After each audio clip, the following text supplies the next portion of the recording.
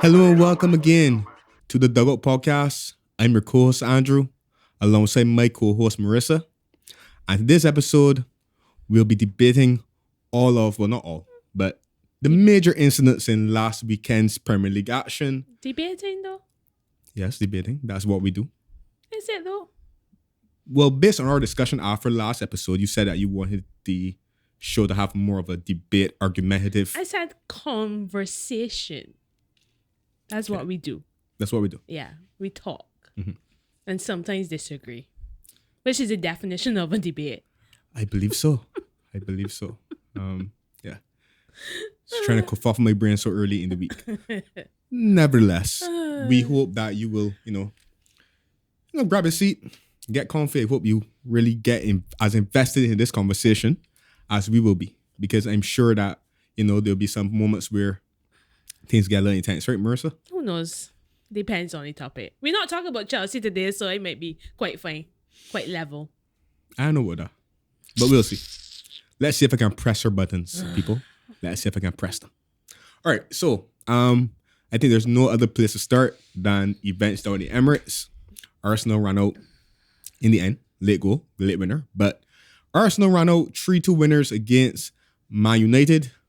Goals from Eddie Nketiah and Bukayo Saka were enough to see off goals from Marcus Rashford and Lisandro Martinez.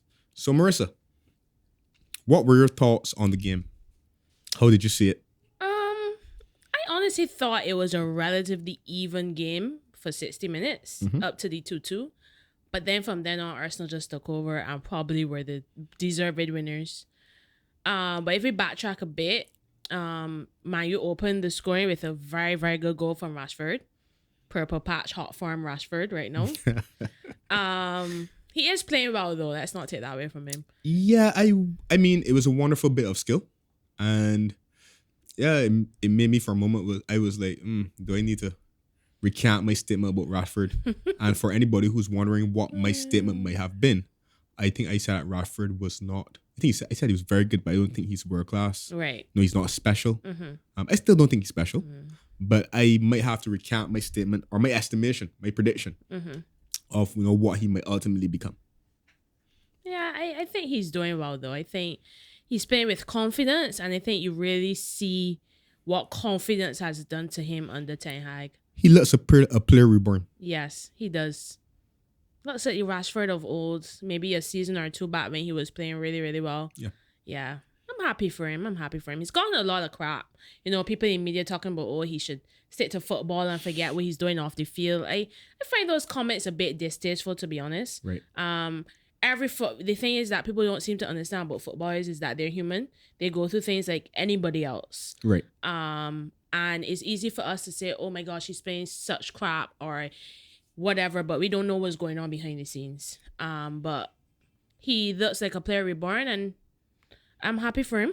So great goal to open his scoring. But then a shocking piece of defending for Arsenal's equalizer. Like, Wan-Bissaka at the back post, like, was he sleeping? Well, did his brain go for what? Like, that mistake. Well, that's the mistake. I let it go. Yes. But I feel as though there were two mistakes in the build up to that goal. First one was the concession of the corner, which came from Wan-Bissaka and De Gea trying to play up from the back. And Wan-Bissaka, we all know, he's not a ball playing, defender. He doesn't like the ball. He's not comfortable with the ball. He's a tackler. Exactly. He's not comfortable with the ball at his feet. Sometimes he looks petrified. So, he's not... I think it's an indictment on the transfer policy of Man United in the past. Because when you bought Aaron Wan-Bissaka for 50 million, it seems like what's the thinking process here? Yes, he's a good tackler, like you said, but is he a Man U player? Because you would expect him against most teams, Man U would dominate the ball, dominate possession. Yeah, but to interject, at that time, he was being touted as England's best right back. By who? Not by me. Honestly, that was I guess my opinion don't count though. in terms of like the world view. But when he was at Crystal Palace, people were lauding Yeah, him. right. People were saying he had a lot of potential. Yeah, but Crystal Palace is a different side, plays different football. But you see, I remember. Okay, a point. I'll say this. I saw Wan-Bissaka at Crystal Palace, and let me admit, I did not think he was a bad player. But I noticed him. But you know what I noticed about him? It was his ability, his efficiency with his slide tackle. It was not his crossing. It was not, playing the ball on the back. Like, for example, Harry Maguire, I saw him at Leicester, and I was like, okay, this guy, when he wins the ball back, he's looking to advance the ball, play it out, instead of just clearing his lanes. That was not what struck me about Aaron Wan-Bissaka at all. It was always his, some boy looked like they threw on goal, but like, get off a shot. Yeah. And Wan-Bissaka pops up with a last-ditch slide tackle. He's excellent at that, though. Exactly. So my thing is that when you bought him and you brought him to Man U, did you, was there enough thought about how he fits into, what their plan would be going forward and what the style of their, play generally is? Right. And for me, David De Gea is not good with his feet either. So my thing is that as long as David De Gea is Man U's number one, yes, he makes excellent assists from time to time. And as long as you have to play Wan-Bissaka at certain points because of injury or suspension, it means then that anytime you try to play up from the back against a team that's willing to press and are good at pressing, you're going to struggle. Yeah, but I get you and I agree. But still, defend the back post. Well, but my point was that they shouldn't have given me the corner in the first place. I get that. But in terms of defending the back post, well, a couple things happened there. Remember Arsenal were very clever in recycling the ball, and Man U were a bit late in pushing up. And Wan-Bissaka showed that, there's more than one defender in the Premier League who does Trent things. That's what happened there. Well, because Trent is often caught napping at the back post. Agenda, but of course you had to slide it in because there. he's a perfect example, of somebody who sometimes drifts, falls asleep. Yeah. It's not always a wait at the back post, and that's basically what happened. And Kedia, smelt the danger like a pure number 9 would. Sensed it, good movement, and a good finish. Yeah, it was. Then Saka, brilliant goal. My boy. Yeah, brilliant. But goal. I was raving about him for a long time now, right? Okay, whatever. Okay. Brilliant goal by Saka. Who was it on him? Luke Shaw? Yeah. Could have gotten a bit tighter. I mean, come on, Saka on the right wing. He's obviously gonna want to cut in on his left foot. Do a bit better, but honestly, it was a fantastic goal. Can't take that away. Could have had to. Hit the post with one. Yeah. But that's my thing too. Same exact kind of sequence of play. The shot again, giving him the room, the space to take that shot. But yeah, he's having a great season. And then what I liked is that Man U responded almost instantly. But then that was it for Man U as an attacking threat, to be honest. I thought that from there, Arsenal just grabbed the bulls by the horn. As I said last week, I haven't been watching much of Arsenal this season, but watching the last 30 minutes of that game, I was like, whoa, different side to what I've been accustomed to in the past. Different mentality, front foot pressing. Like it was just amazing to watch. And to be honest, there was only going to be one winner in that last 30 minutes. I remember saying to you on the way here, I felt like I know Ten Hag is limited by the squad. And I think ultimately if Man United had a Casemiro, result could have been different. But if Man United had a stronger bench, I felt like Ten Hag could have called on those resources. But ultimately he didn't, and he didn't make much subs.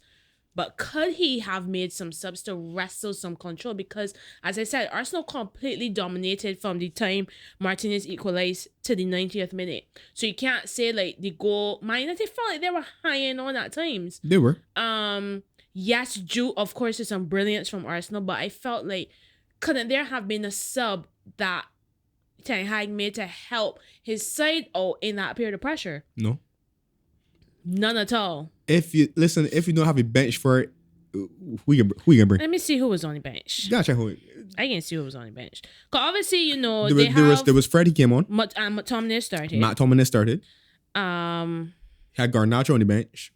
They actually sold their young defensive midfielder to Everton, which I thought was a bit strange, especially given that they were so thin in midfield. I'm not sure if Van der Beek was on the bench, but like He's for out example, for the season. you He got obviously- injured. Oh, yeah, sorry, my bad. So at some game in midweek or something, was it the FA Cup or the Carabao Cup? Something, he got injured, so he's out for the season. I didn't see that. But the thing is, right?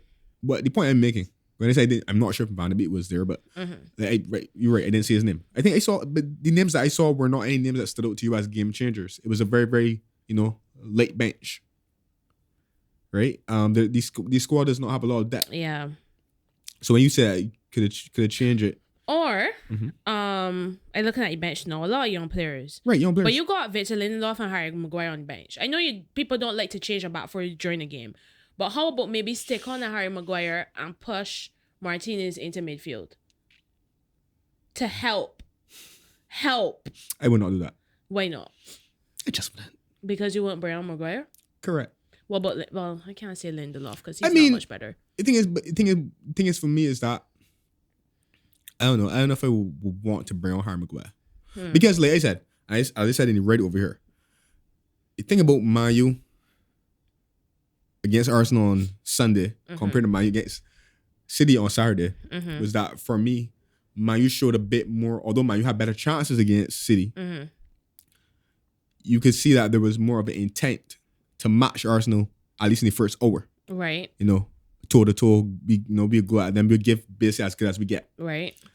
And I felt like that was, although, you must respect where Arsenal are in the table, I felt as though that was maybe down to the fact of, you see Arsenal as maybe a team you can get a team you can overcome, right? Because Arsenal does not have that recent history of, success and pedigree that would necessarily, yes, their form this season has been good, but I don't think the other top sides might, will say, well, we fear Arsenal to the extent that we won't come and have a go at them as well. Right.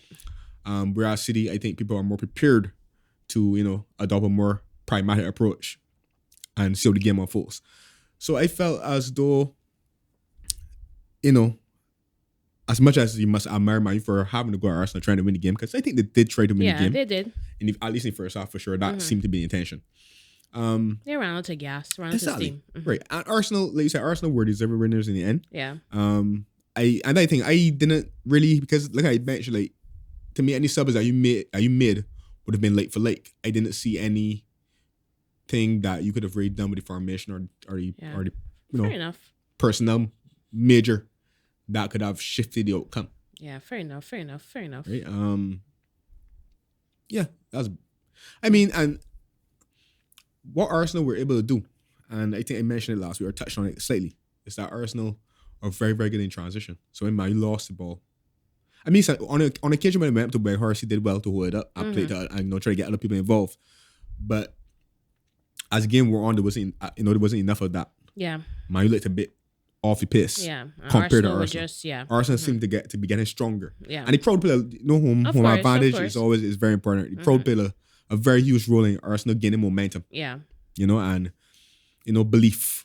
Right. And the goal was a scrappy goal in the end, but it wasn't less than what I think deserved. it was a scrappy goal. I thought it was a good goal. The winner? Yeah. All right, tell me what you think is a good goal. I thought it was a very good finish. It was a good piece of improvisation, but it's not like it wasn't. It was like improvised goal.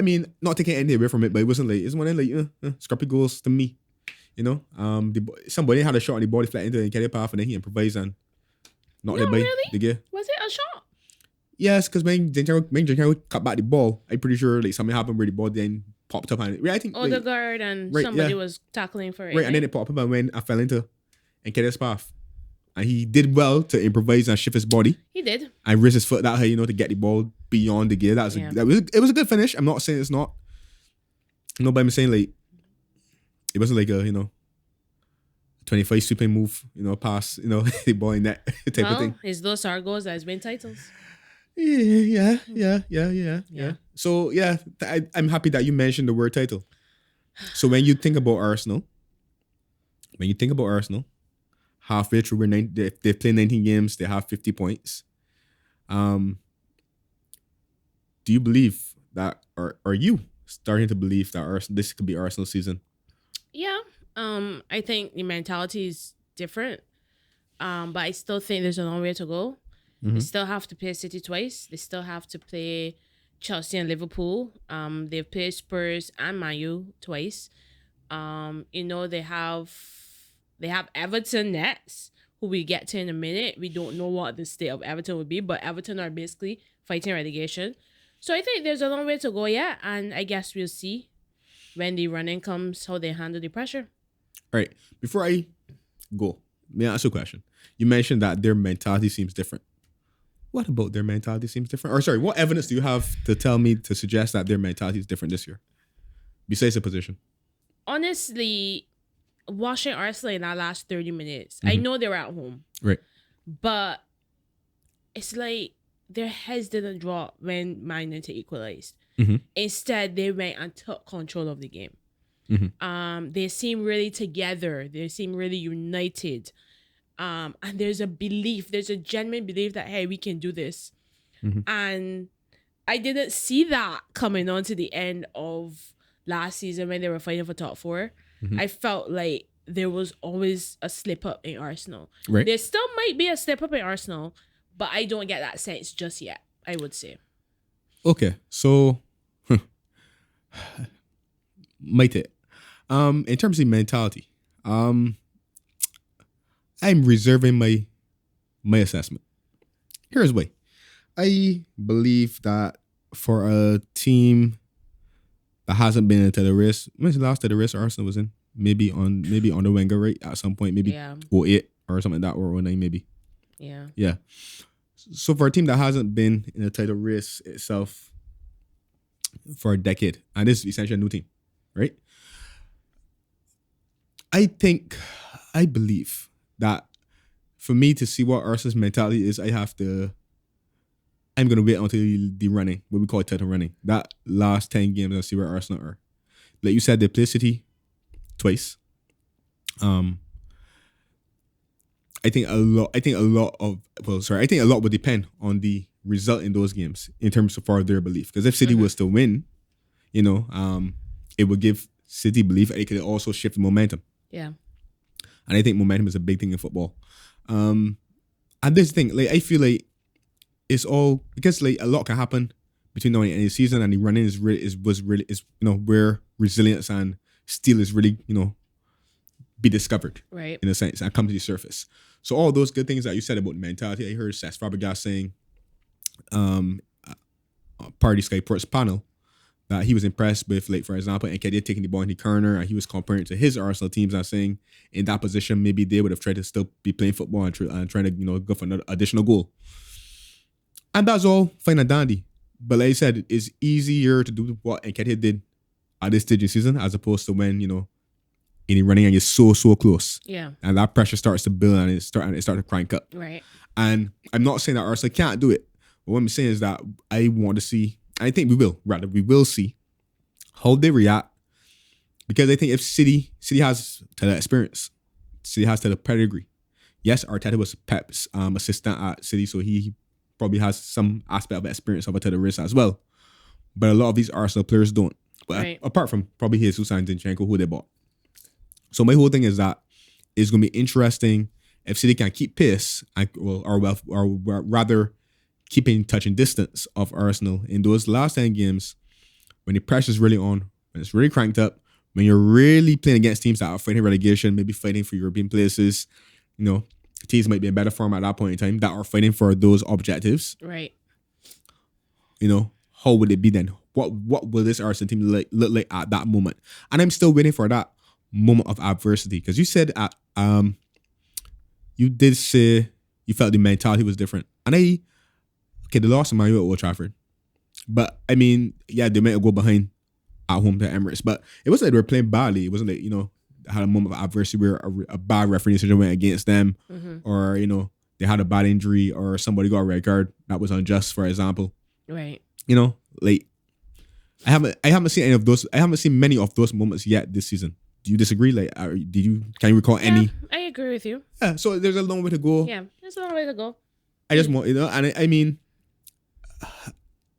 yeah. So for me, I think in the end, I think City still had experience and calmness. Having been in previous set of races, I think that will hold City in good stead. I think City will have, I think City says, yes, City look a little bit shaky and they haven't been able to form that run together that we're so accustomed to as yet. But I believe that City are not going to panic. I think City would trust that, okay, if we can keep in touch and distance, keep that lead to no more than maybe 3 or 4 points. I think it's 5 at the moment. Mm-hmm. I think City will feel okay, and we still have to play them twice. We'll see. Yeah, we will. Yeah. We will. So from the top of the table to the bottom, literally. Yes. Everton Football Club. Well, just going from bad to worse for them. Another defeat at the weekend, which ultimately led to Lampard sacking. Mm-hmm. Then today I see that Mashiri, their owner or co-owner, has put the club up for sale.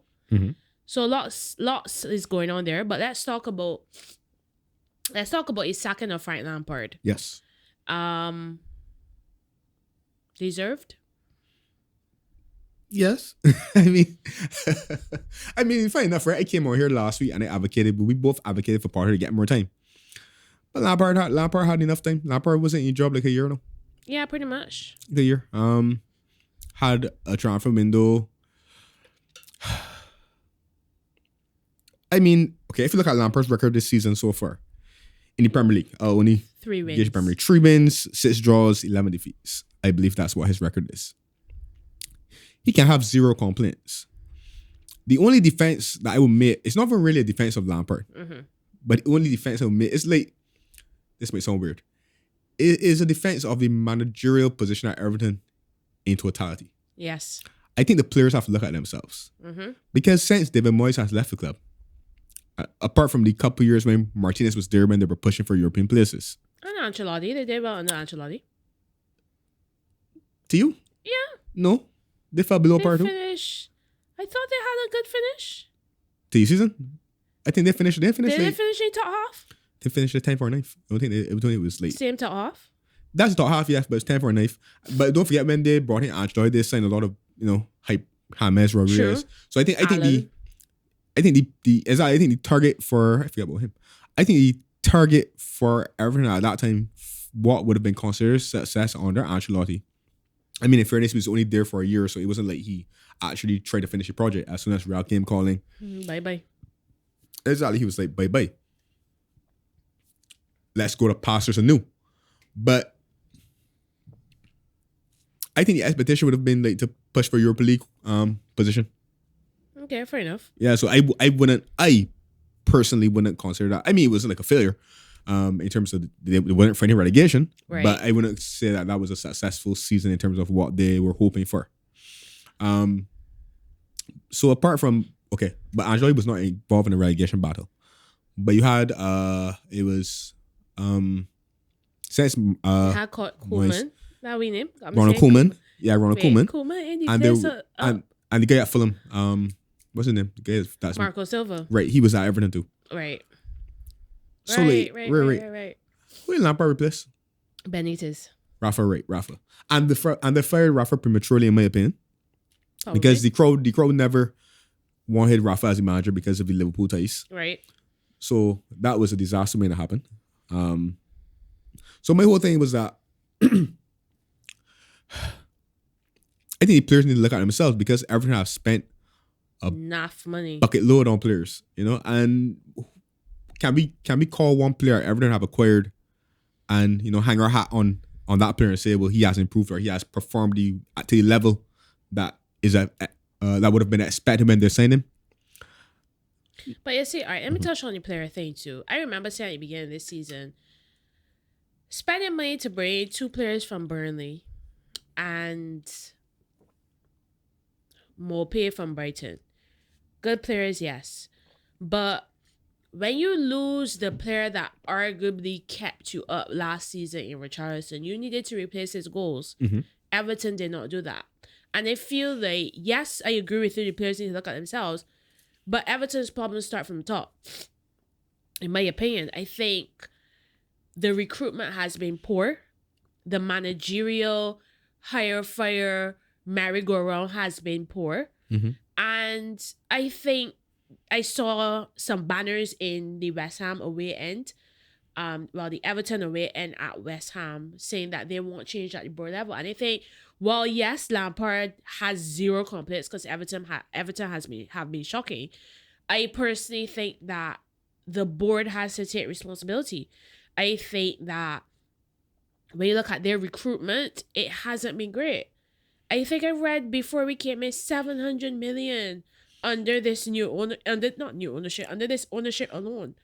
Mm-hmm. And what have they really done? What have they achieved? But the thing, you keep saying the board because, like, all right, what are we criticizing the board for essentially? Are we criticizing them for hiring managers and firing them, or are we criticizing them for spending money and investing in bad players? Because, like you said, they brought two players from Burnley, McNeil and Tarkowski. They brought in Maupay from Brighton, and they brought back Idris Gueye from PSG. These are all players that I'm like, okay, these are solid players that can keep you in a division. I believe, at least. I agree. Right. So I'm even going back from when Lampard was during his first transfer window, the January one. Van de Beek came in on loan. He brought in Dele Alli. It's not that they've been buying run-of-the-mill players. When Rafa was there, They brought Rondon. I can't remember who else Rafa bought. But the point I'm making is that it's not they're buying bad players, but it's why are these managers, and not really Rafa, because I think Rafa was given a rough shit. But it's more like, why are these players not performing? Right? Now, people will point finger at Lampard. Maybe Lampard is technically inept. I honestly have not seen much of Everton this season, apart from when Liverpool played them in the derby. I don't think I really watched Everton's games this season to know, what the football looked like. But like you said, it's a poorly run club. Because it just, I get the sense with Everton under this new ownership that they tend to do things more of popularity and what will make headlines, as opposed to like thorough planning and identifying the right man that they want to use going forward. Yes, because ultimately there's an argument that Lampard should have been sacked a few games back, but ultimately Lampard is well liked, well respected by the fans and the board, and Lampard's a nice guy, so everybody likes Lampard except you. But what do you mean? I don't dislike Lampard. Just fretting you. But my thing is that, like, when you're running a football club, you have to be ruthless at times. We always say yes, managers deserve more time, which sometimes they do. But come on, I think Lampard's sack was well overdue, and I love Lampard. But Everton, like you mentioned, they have the players. They should not be in 20th place right now. It's absolutely ridiculous to look at that table and see teams like Forest, Wolves, who could barely score goals, Southampton, who are having a poor season. Even when you look at the plates of West Ham and Everton, which I felt made the game even more interesting on Saturday, those squads should not be in the bottom 5 of the table, in my opinion. Yeah, but the thing is, for me, I think West Ham will eventually come out of it. I think I always felt as okay, stick with Moyes, because I felt West Ham are just going through a bad patch in terms of form and results. Yeah. And I've watched some of West Ham games this season, and I didn't think they played badly. It was just the other team would have been better, or they couldn't convert their chances. So I think West Ham have been unlucky. Yeah. Or rather are unlucky to be where they are in the table in some respects. But in terms of Everton, my goodness, like you said, the squad should be nowhere near where they are, right? Yeah. It's almost like a false position almost. And I don't know, it's just weird. I can't really explain it. I can't explain it either. So, what next for Everton? What next for Lampard? Who next for Everton? Okay, who's next for Everton? And then we'll go to what next for Lampard. There's some names: Allardyce, Bielsa, Thomas Frank, Ralph Hasenhüttl. I think those are the 4 names I've heard. I just remember something. Remember at the start of the season when we spoke about managerial sackings and who we think would have lost a job first. Remember I said to you, remember we made predictions about who we think would be relegated. Right. I said to you, I didn't think Everton would be relegated. Didn't think Everton would go down. But I definitely felt as though Lampard will get Lampard might not. I remember I said Lampard might not. I didn't see he would get sacked, but I was like, he might not last the season. I couldn't see it. And I guess I was correct on that point. But Hasenhüttl, Allardyce, Bielsa. I mean, and Everton's a big enough profile of a club that managers would be linked to the job. Yeah, but it's a tough job. Chalice right now, boy. Yeah. I don't know what a poison chalice, man. Come on, that club needs changing from top to bottom. Honestly, things are not going to improve unless things at the top improve, in my opinion. But I want bet against Allardyce coming in. Maybe Allardyce or even a Dyche to come in, at least temporary to get them out to the relegation zone, and then Sean Dice would be interesting. That would be interesting. yeah, Because I don't know what your perspective on Everton is, but they have Tarkovsky. And then even when they brought in Cody from Wolves too, who's not a bad defender either. Forgot about him, yeah. So my thing is that, but in some respects to the Everton squad, it's a little bit different to what Dyche had at Burnley. In terms of Dyche at Burnley seemed to have their survival for the most part wasn't really about their talent in the squad, it was more about their character. Yeah. And it seems, and what I've heard people accusing Everton of in recent years is that they lack character, they lack guts. You know, they don't perform or play in a way that you expect or you attribute to an Everton team. Yeah. Yeah. That hard-nosed, blue-collar, kind of personality, this as a squad or as a team, they haven't been showing of late. So that should be an interesting appointment if that were to happen. Yeah. But if you were a betting girl, who would you put your money on to come in next? Probably Allardyce. I don't think that Thomas Frank should leave Brentford at this point. Bielsa, I don't know. The sort of football that he may want to play, I don't think that squad ready to play. So I would say Allardyce. Okay. What about you? I think Allardyce would be the best option too. But I would like to see Sean Dyche given a chance at a better, because Everton is a bigger club than Burnley. Yeah. I would like to see Sean Dyche given a chance, Yeah. So we'll see. Yeah, we will. All right, we're next for Lampard. Well, 2 things. I've been hearing that he could be in line for a higher level job at Chelsea. That's just all rumors right now.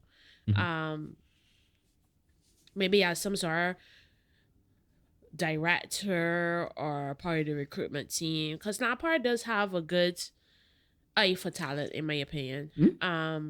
What is it? Anyways, Go on. so that's an option for him. I beg your pardon? That's an option for him. Or where Gerrard was over the weekend, punditry. Could go back there too. I think I best place for you. I think about the time he'd be Gary never accept that, management in for you. Yeah, I really think he should. I don't think it's for him. Exactly. I don't think he has he doesn't have the tactical nose of a Arteta or a Potter. And I use those two as examples because those are the young up and coming managers, even at Eddie Howe. So what is wrong with you? Nothing. You Keep going. were just lapping this up. Oh my gosh. Keep going. I'm happy. What's wrong? Why are you happy? Your take is very interesting to me. Very enlightening. Keep going. So I tell you, the viewers want to hear more. Listen. I do not look at things through Chelsea colored lens. I love Lampard, Chelsea legend, but come on. But who said anything about Chelsea? I didn't say anything about Chelsea. Your face says it. No, it wasn't about Chelsea. It was about Anyway, never mind. It was about me what? Keep It was going. about me what? The viewers want to know what you're thinking. What are you thinking? Like what?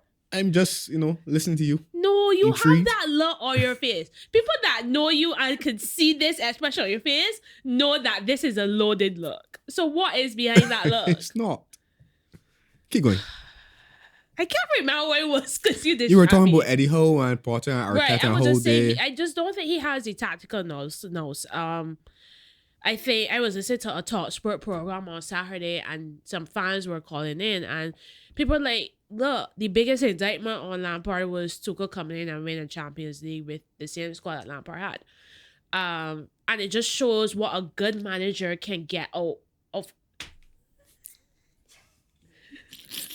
Look, your face is killing me right now. Your face is killing me right now. I apologize. Keep going. I apologize. It shows what I want to hear you thinking, but anyways, it shows what a good manager can get out of players, whether they're good, average, world class, or whatever. And I think I'm disappointed it didn't work out for him, but I think that management may not be for Lampard. I agree. I agree, but you know what's funny? Because I was saying, well, maybe not to you, because I don't think you was I don't recall you arguing, so passionately for Lampard and his defense man was Chelsea manager. But there were other people who I know. I know a lot of Chelsea fans, unfortunately, who were, You might say unfortunately as well. who were passionately defending Lampard, and they was saying certain things like, Lampard ain't good. That eye for talent, that's an interesting assessment because I do believe that. Besides already, like Chelsea bought players under his management that I felt, were nothing players, but nevertheless aren't even brought through a couple of nothing players too. But anyhow, This I agree with your agenda you have assessment. against Mason Mount is sickening. But let me just. Mason Mount was not, but just a clarification, right? Mason Mount is one that was in the, behind that statement, but he was not the only one. Mm-hmm. Who was the other people that Lampard brought through? You thought was nothing players? Well, Mason Mount was the main one. Who else? Young players that? No, I don't think there's Mason anybody Mount's else. not a nothing player. Whatever you say. Whatever you say. Well, actually, nothing player sounds harsh. He's not a nothing player. You're correct. He's not a nothing player. But he's not like, I don't think he's a potentially world class player either. And I think he's overhyped by Chelsea fans. Because you all finally got a academy product in your first team. Oh, we got Reece James. Both in the country, same thing. Around the same run. Finally after so many years of just buying people, and finally got a homegrown talent. Hooray. Oh my gosh, move on. But nevertheless, so I feel like I still waiting for these nothing players that Lampard bring through. I offer that. But you need to defend your statement. No, I don't. But you can't just make a blanket statement and expect people to just accept it. Yes, I can. You don't have to accept it, and it was not a blanket statement. I said, and I did qualify it because I'm pretty sure, as our producer will tell you if you need further clarification, I'm pretty sure I said that song was a bit harsh. I did About recant. Mason Mount. About nothing players. I said, but he was the only one that I was referring to. Okay. Oh, but if you want for examples, I was thinking about people like Timo Werner too. I felt as though he ain't cut the master. You know how I feel about Havertz in of a world class standard, or I don't think Havertz was a board signing. Whatever you want to call it, whatever it is, as I'm Lampard was manager when it came true. Oh, I want to brought that was other players. I know. Thank you for reminding me, because it was Mason Mount, it was Tammy Abraham. He was trying to shoehorn. I met people believe that he could play. Tammy's not a bad player either. He okay, but in terms of people were saying these Chelsea had this aesthetic. I don't know. I never thought Tammy was. Or how good do you think Tammy is? He's okay. Times I've seen Tammy play, I've not been impressed. I really haven't for Chelsea or the national team. Yeah, so I don't know. But like you said, he got A for talent. What's next on the agenda? Wait. Oh, he did bring through. I guess he would get some sort of accountability or. It's all happening tonight, folks. It's all happening tonight. Do not edit it out. It's all party program. It's all happening tonight. Sharp put a blooper at the end of that at the end of last episode. So I guess this get going too. Exactly. Because they don't understand what we producer about here doing. It's all happening tonight. It's all kicking off. It's all teeing off. But in terms of at Everton, it was Anthony Gordon. Did he bring through anybody else at Everton? They got a fan playing at left back. Mikalenko. Yeah, he brought from. But I don't know if he. I think he bought him. Okay. Yeah, he bought him. Okay. But the thing, this is what I'll give Lampard credit for. You say he brought true players as if he helped develop them and stuff like that. For me, I think we're Lampard. I think it was kind of self-imposed because I think at Chelsea, remember when he came there, y'all couldn't spend any money, so he had to look within the existing squad. I think at Derby as well. Remember, he took a couple of players from Chelsea and maybe other places on loan at Derby. So it's plenty of youngsters. I think that's where Lampard's admiration and credibility has come from. I'm willing to give youngsters a chance. I'm willing to give young players a chance, and that's all fine and dandy. But I don't buy this, good identify a talent, spot this body and spot that body. Okay. If he, we can agree. He finally counted. No, he didn't. We can agree to disagree. It's we fine. We have to. Anyways. Right. Anyways, but in terms of where he ends up next, you said that he should go back to punditry.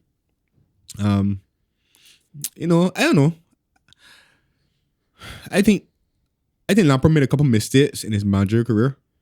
For sure. One, no, it's not really a mistake. It was a mistake long term, but I don't blame him for it.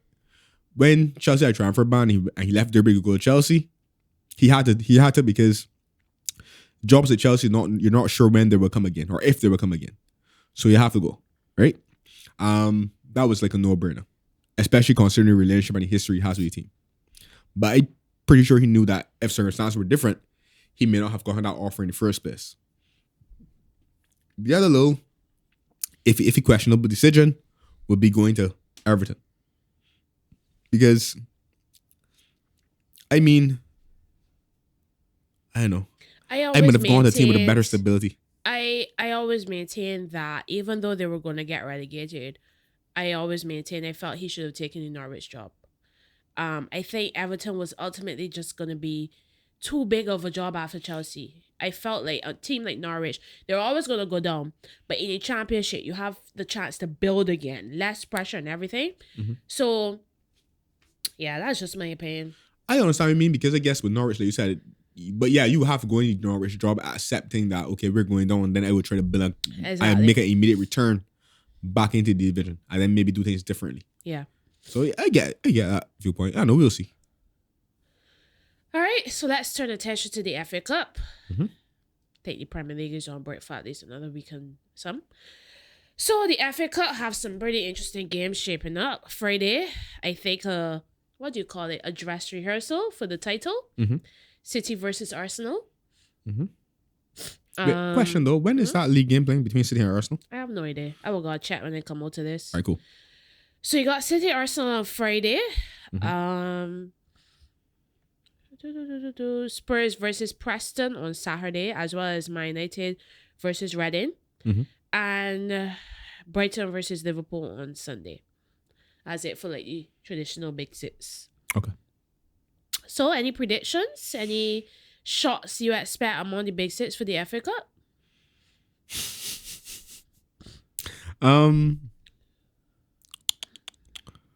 Good Lord. By the end, I'm pretty sure, right? By the end of the season, I might be a walking meme. Oh my god! You asked this question about my predictions. Yeah. You so go through one by one, or sure. So City Arsenal. I think that depends on the strength of the teams that they put out. But since this weekend is FA Cup weekend, I would expect them to play close to full strength teams. Yeah. So it's been Etihad. Yeah. I'll go for 2-1 City, man. Yeah, I incline to agree. Mm-hmm. Spurs versus Preston, that's away. Spurs had a little good confidence boosting win against Fulham yesterday. Mm-hmm. So, fancy them to get through. I don't know nothing about Preston, so I don't want to give a score. I don't know about Preston, but like the services that Tottenham have been having. You never know. Exactly, you never know. I would not put it past Preston to upset the odds here. Especially at home. Exactly. In that encounter. Them, you never know. Right. All right, so that's a wait and see. Man United at home to Reading. I think Man will go through. Yeah. But bear in mind, man, you have to play 3 days earlier because they're playing the Carabao Cup semi-final tomorrow. First leg. So maybe a little fatigue may set in, maybe some selection quandaries, but I still expect them to go through. Mm-hmm. Liverpool away to Brighton as we both sip some water. Liverpool away at Brighton? You're all here, I got. Damn. Back to the scene of the massacre. The bloodbath. Jeez. You know what? I'm gonna sit on the fence on that one. I don't know what will happen. A part of me believes that Liverpool will play in a bad performance and sneak a narrow win. But at the same time, I can see that going all wrong again. I know it all depends. I don't know what happened. But actually, you know what? No, I tell you this. I think Liverpool will definitely play in a bad performance. I'm just not sure if the better performance means that, or is equivalent to to a victory. I'm not sure. Fair enough. So, you know what? I'm gonna make a prediction though. Replays are still happening in this round, right? Yeah, probably. If a draw? Okay, good. So you're going for a draw? I'm going for a 2-2 draw and take it back to Anfield. Interesting. I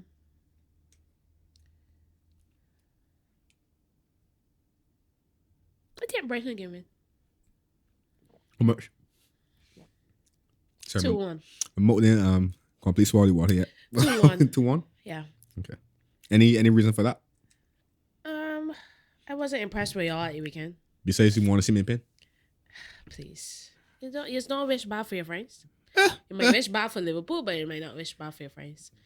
I wasn't impressed with y'all at the weekend, and I keep waiting for Liverpool to kick into gear and go on a run, but seems like again we're waiting for 87 years.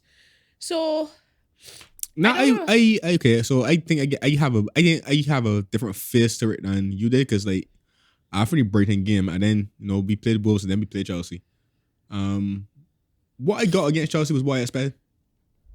Like I know Chelsea weren't in good form either, so like that was the only reason that I felt Liverpool could have been. Remember, I predicted a draw. Because I did feel as though it would have a cagey feel, and I felt as though Liverpool is not going. It's not like a switch where they're gonna just start out playing amazing football immediately. Right. So I felt as though it would be a step by step process, and I feel like though the first thing that Klopp wanted to start out as a result of defeats against Brentford the manner in which they lost to Brentford and then Brighton is the defensive issues that they have and not being so open.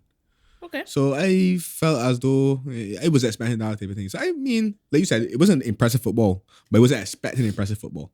So I'm not looking at Brighton game where like okay, that will have any bearing. I feel if Liverpool are to win against Brighton, it can be a similar, roll up the sleeves, growing it out kind of performance. Fair enough. Yeah. Just to answer your question, Man City, Arsenal. Well, Arsenal, Man City, Emirates first, February 15th, and at the Etihad, April 26th.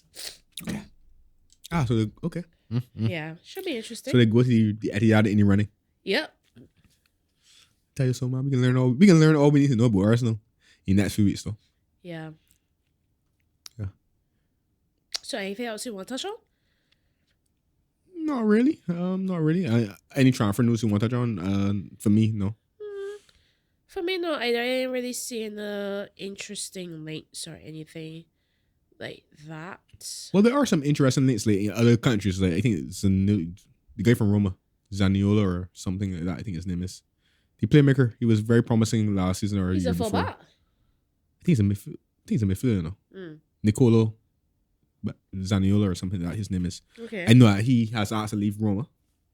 Tottenham were interested, but it doesn't seem as if they can agree. So it now seems like AC Milan is moving forward with that or exploring that option. Well, because Tottenham hijacked the guy from on loan from Villarreal that was all set to go to Everton, doing the media work and everything. But I guess Lampard sacking kind of changed that. So Tottenham sweeping, and I think that deal got completed today. Chelsea looking to sign a right back. And still rumors about Enzo Fernandez to Chelsea. But I don't think nobody's going to pay that 120 million release clause. So we'll see. Bellingham to Liverpool starting to get a little hot for the summer. Hearing Rice to Arsenal, which is a bit of a surprise. Yeah, but you won't buy him, man. We do want to buy him. Yeah, look so. Bryson won't go to your Saints. Adam was a lad. You didn't get there yet. Y'all even make a bid? I think we tested the waters last summer. Okay. And we were told come back this summer. Okay. So I heard. Not sure how true, but we'll see. Casido to Chelsea also a little warm. But Brighton want like 75 million. We don't want to pay that. At least not up front. Trossard gone to Arsenal. Oh yes, and yes, they yes. also signed a new centre back from. Yes. Well, he's Polish. I don't know who he used to play for. He's a bit of a Spezia. Yeah, Spezia. Right. I can't think of anything. What do you think about else, really. Trossard going to Arsenal though? Because I always felt as though he would eventually make a move to a bigger club than Brighton. Yeah, he's a decent signing, I would say. I'm a little surprised by how it happened though. It seemed as if he fell out with Yeah, he did fell out with the Zerbi. Yeah. But we'll see. I think it's a good signing. Arsenal is doing some smart recruitment in the last few windows. So that's it for me on transfers. I don't think there's anything else in pipeline. Yeah. Sim, here. Okay. So you can wrap it up. This is your moment. Oh gosh, Are they bull buddy harms? My sinuses here dripping so bad, Are they? and I'm sure you can hear it in my voice. I really can't, you know. Wow. I'm very, very oblivious to certain things. So go, keep going. I would say typical man, but that's a little bad. You already said it. It does sound bad. I take offense. I'm sorry to you. I'm sure men. Shot takes offense too. I'm sorry to you and all men out there. Sorry. DeMar takes offense too. I can't speak for him. Anyways, me and my super congested self would do this, I guess. So we have our hot and cold mugs, sponsored by Whole Health Pharmacy. You can get them for $25, I believe. They're located in Queen Street. Wow, so sorry, Whole Health Pharmacy. Queen Street, Spitesville, St. Peter. And they have a lot of lovely selection of different things. They also sell air humidifiers, which I clearly need for my congestion.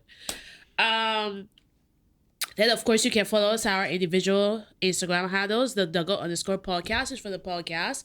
Then for us, Marissa Simone and Drew 9106. Great. He does contribute, peoples. Yes, I do. And you want to add anything else? Yes, of course. Plug our lovely producer, though he was a bit noisy today. Spirit Light Studios doing a fantastic job with our video and our audio and our set. And yeah, that's basically it. Yeah, and before we wrap up, as we leave the air, rather. Talking about leave the air. But anyway. Whoa. But as we wrap up, I want to make a promise. I think next week, you called my team effort. So next week, I'm going to make a little homework assignment, a little note. Going to learn the Instagram handles, the promotion. And next week will be my turn, okay? Amen. So I'll take over from you. So are you going to return the favor and introduce us next week instead? See, typical man. When they take responsibility, they have to shirk it away in something else. Oh my goodness. Well, F must do everything. I just kidding all night. It's just an Andrew thing. It's just an Andrew thing, not all night. Okay. Can't make those generalizations to the male sex. Can't do that. You just said it's an Andrew thing. Anyways, what you understand? You understand that certain someone was strangling you. Talking about Who gets strangled me? We're talking about your significant other. I don't want to call her name on here, but you know what I mean. She won't strangle me. She might actually agree. She just might not be telling you. Anyways, what a lovely note to end the show on, peoples. We see you next week. Yes, we'll see you next week.